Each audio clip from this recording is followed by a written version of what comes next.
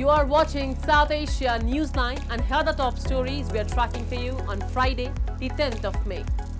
India's top court grants interim bail to Delhi Chief Minister Kejriwal till June 1st, allowed to campaign for general elections. Pakistan-occupied Jammu and Kashmir observes shutter-down strike after police crackdown on protesters. And amid strained ties, India fully withdraws its soldiers from Maldives.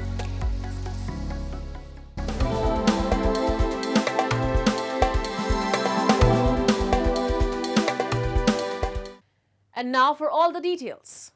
Nearly after 2 months, India's Supreme Court on Friday granted an interim bail to Delhi's Chief Minister, AAP convener Arvind Kejriwal till June 1st, the final phase of voting for the 7th stage 2024 Lok Sabha election.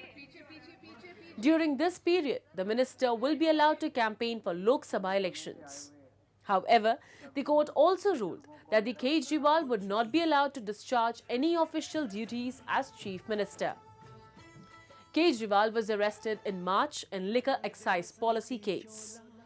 The Enforcement Directorate alleged that the liquor policy, which is now scrapped, created by the AAP government, allowed it to receive kickbacks for license allotment, which was to the tune of 100 crore rupees that was used to fund poll campaigns. The AAP party and Kejriwal had firmly denied the charges and have accused the BJP of making false allegations to discredit the party and its leaders before the election. Delhi goes to the polls on May 25th. Indicated that they are granting interim release / bail to Mr. Arvind Kejriwal, and that order of interim release will be operable up till 2nd of June, that is during the election process. And there is no restriction on his campaigning as to what he can say, what he cannot say while he is out in these 22 days. India said on Thursday it would wait for Canadian authorities to share information on the 3 Indian men arrested and charged with the murder of Khalistani terrorist Hardeep Singh Nijjar. During the weekly media briefing, India's Foreign Ministry spokesperson Randhir Jaiswal acknowledged New Delhi's awareness of the arrests but stressed the lack of formal communication from Ottawa. He reiterated that Canadian authorities haven't shared any relevant evidence or information regarding Nijjar's killing. While the Canadian police arrested and charged 3 Indian men for the murder, but so far haven't established a link to the Indian government. 3 भारतीय को हिरासत में लिया गया है निज्जर के मामले में। हम लोगों को भी बताया गया इसके बारे में। हालांकि इसके बारे में कोई फॉर्मल औपचारिक रूप से कोई राजनयिक कम्युनिकेशन हमारे पास नहीं आया है।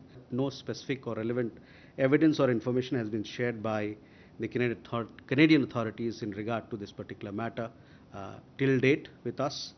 You will therefore understand our view that the matter is being prejudged when people say X or Y. Obviously, there are political interests at work. Hardeep Singh Nijjar, designated terrorist in India, was shot dead outside a Gurudwara in June 2023. The Canadian Prime Minister cited credible allegations implementing the Indian government in the killing, sparking a diplomatic crisis between New Delhi and Ottawa. India denounced these accusations as the work of vested political interests and has blamed Ottawa for providing a haven for separatists and extremists in Canada.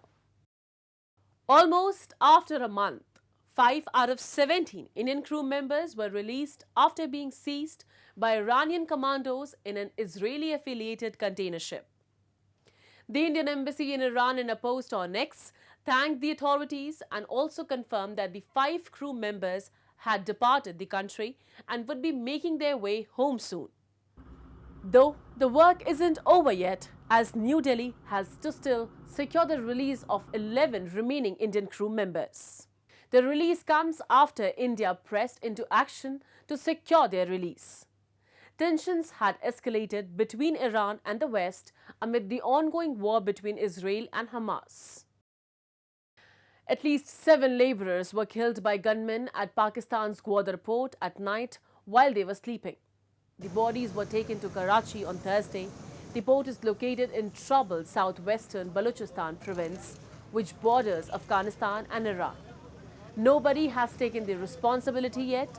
Baloch separatist militants have in the past targeted laborers from eastern Punjab province, like the ones in the latest shooting. These separatists have long been fighting the government to demand a greater share in the mineral-rich province's natural resources. Gwadar is the site of several Beijing-backed projects under the $65 billion China-Pakistan Economic Corridor investment as part of the Belt and Road Initiative. Gwadar सुरबंदर के इलाके में ये वाक़या हुआ था firing का, और 7 अफराद की जो है लाशें हैं ये, जिनकी गुस्ल कफन के हवाले से कराची ईदी सर्द खाने में मुंतकिल किया हुआ है, और यहाँ से अब ईदी सर्द खाने के ईदी मोर्चरी है, मोबाइल मोर्चरी के ज़रिए पंजाब के इलाके खानेवाल में इनके आबाई गांव फ्री ऑफ कॉस्ट बौकुम फैसल ईदी साहब की तरफ से रवाना किया जा रहा है. After a massive police crackdown on protesters, Pakistan occupied Jammu and Kashmir on Friday witnesses a shutdown strike against the police action. Arpot.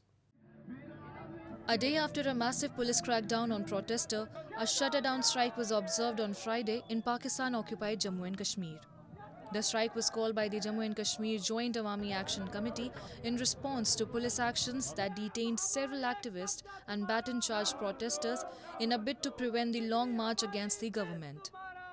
The group has been protesting unjust taxation, uncontrolled inflation, and severe shortages of essentials like flour. The protesters have also raised concerns over hefty electricity bills and have demanded ownership of local land and water resources, which they say are being used in hydroelectric power projects for Pakistan. हम अपने आम आवाम की बात कर रहे हैं. हम कहते हैं कि हमारे घरों में आटा नहीं है. हम कहते हैं कि फ्री बिजली दो जो हमारे हिस्से में बनती है.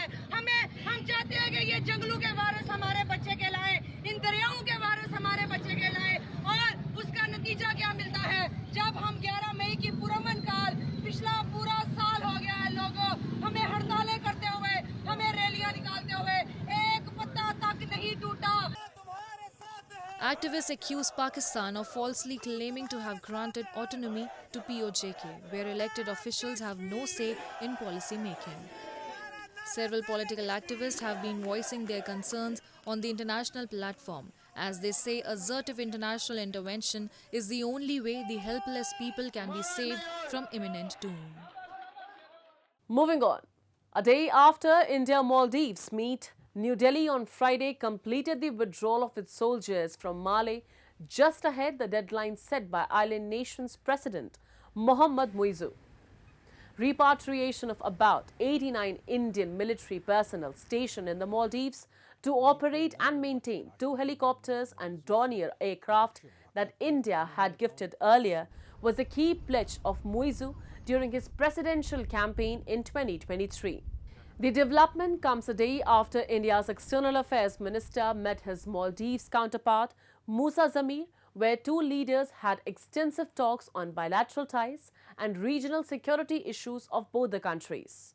The Maldives is India's key maritime neighbor in the Indian Ocean region and occupies a special place in its initiatives like Sagar and the Neighbourhood First policy of the Modi government.